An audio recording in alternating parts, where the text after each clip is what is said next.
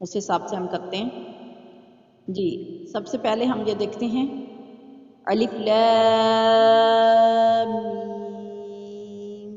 अब यहाँ पे ये देखें ऊपर मद है, बड़ी मद, तो हम इसको लंबा करके खींचेंगे। बड़ी मद के लिए है कि ये 5 उंगलियों के बराबर लंबी की जाती है। आगे हमारे पास है ज़ालिकल किताबु। अब ज़ा के ऊपर भी और ता के ऊपर भी इशबाई हरकत हैं। ये जो खड़ी ज़बर है ये इशबाई हरकत हैं। तो ज़ालिकल किताबु में हमने इशबाई हरकत की वजह से इसको लंबा किया।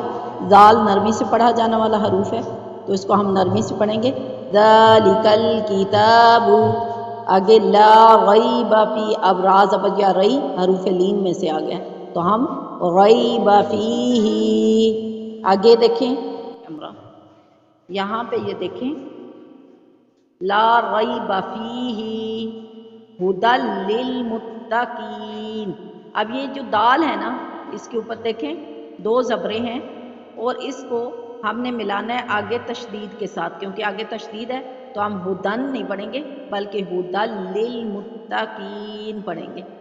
आगे अल्लज़ीना। अब यहाँ पे ये लाम है, लाम जो है इसका मायनी क्या है? इसका मायनी है दोनों को मिला ले। तो अगर हम यहाँ पे मिला के भी पढ़ते हैं तब भी ठीक है, और अगर हम ना पढ़ेंगे तो फिर हम अलिफ से पढ़ेंगे, और जो अलिफ के बाद वाले लफ्ज़ पे हरकत होती है वही शुरू वाले लफ्ज़ पे लगाई जाती है। तो अगर ये देखिए अलिफ के बाद दूसरा हर्फ ज़बर बन रहा है तो हम क्या लेंगे, इसके ऊपर भी ज़बर ही पढ़ेंगे। तो यहाँ पे हम पढ़ेंगे अल्लज़ीना। ज़ाल देखें नरमी से एक तो पढ़ा जाने वाला हर्फ है, दूसरा या मद्दा भी हो रही है। मैंने आपको बताया था कि या साकिन हो यानी ऊपर जज़म हो और इससे पहले ज़ेर हो तो या मद्दा हो जाती है। या साकिन से पहले कुरान पाक में जहाँ कहीं भी ज़ेर होगी तो या मद्दा हो जाएगा। तो यहाँ पे हम पढ़ेंगे अल्लज़ीना। आगे युमिनूना। युमिनूना पे देखिए हमज़ा है तो झटका लगेगा युमिनूना। आगे बिल गैबी। अब यहाँ पे देखें फिर लीन का कुलिया आ गया। हरूफे लीन क्या मैंने आपको बताए थे, या और वाव। वाव से पहले अगर ज़बर हो तो वाव लीन, या से पहले ज़बर हो तो या लीन। तो यहाँ पे या लीन हो रहा है। तो लीन अदायगी कैसे होती है, यहाँ पे देखें गई। पहले हम मजहूल पढ़ा करते थे तो हम गै पढ़ा जाते थे गै, लेकिन यहाँ पे आप पढ़ेंगे गई। बिल गईबी वायुकीम। अब यहाँ पे देखें वायुकी, फिर काफ के नीचे ज़ेर आ गई और या साकिन आ गई तो इसका मतलब यहाँ पे फिर मद्दा हो रहा है। तो हम मद्दा को 2 अलिफ के बराबर खींच के जाएंगे। वायुकीमूना सलात। अब नस्सला पे देखें खड़ी ज़बर आ गई तो हम इसको फिर लंबा करेंगे नस्सलात व मिम्मा। यहाँ पे गुन्ना आ गया। मीम मुतशद्दद हमेशा गुन्ने की अलामत होती है। यहाँ पे देखिए मीम ज़ेर है फिर मीम ज़बर माँ है तो हम पढ़ेंगे मिम्मा। अब यहाँ पे हमने गुन्ना करना है, नाक में ले जाना है तो आवाज़ ऐसे आएगी मिम्मा, ठीक है। और माँ को भी थोड़ा सा हल्का सा हम लंबा करेंगे व मिम्मा रज़क़नाहुम। अब यहाँ पे माँ को हमने क्यों लंबा किया, क्योंकि अलिफ के साथ ज़बर भी है ना, तो हम माँ को थोड़ा सा लंबा करेंगे। रज़क़नाहुम, काफ को हमेशा पूर पढ़ा जाता है रज़क़नाहुम। आगे इशबाई हरकत रज़क़नाहुम युनफिकून। अब यहाँ पे इख्फा का कुलिया आ गया युनफिकून। जब भी या आती है, जब भी नून साकिन आता है और इसके बाद हरूफे हल्की में से कोई हर्फ नहीं होता।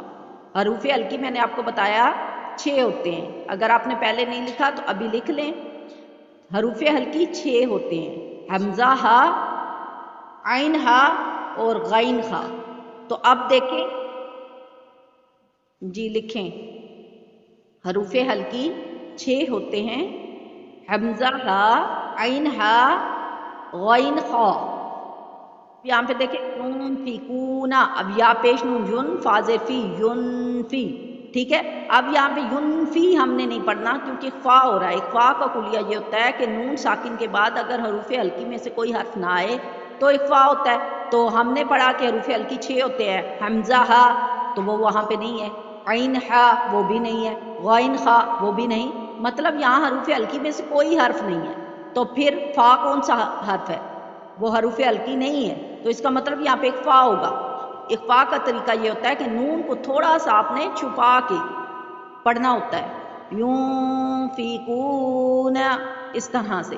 اب کا پیش واقع مدہ ہو رہا ہے، میں نے آپ کو بتایا واو ساکن سے پہلے اگر پیش ہوتی ہے تو واو مدہ ہو جاتا ہے، تو ہم یہاں پہ کریں گے ينفقون، آگے پھر والذین، اب پھر دیکھیں والذین، زی پہ دیکھیں پھر مدہ ہو رہی ہے، یا ساکن ہے اور زال کے نیچے زیر ہے، والذین یؤمنون، نو پہ پھر واو مدہ ہو گیا، یؤمنون بما، اب بما پہ دیکھیں بڑی مادہ ہے تو ہم زیادہ کھینچیں گے، بما انزل، اب دیکھیں ایک تو ہم نے اس کو 5 الف کے برابر کھینچا، دوسرا پھر نون کے اوپر اخفا کیا، کیونکہ نون ساکن کے بعد پھر کوئی حروف ہلکی نہیں ہے بلکہ زا ہے، تو زا حروف اخفا میں سے ہے، تو ہم پڑھیں گے انزیلا۔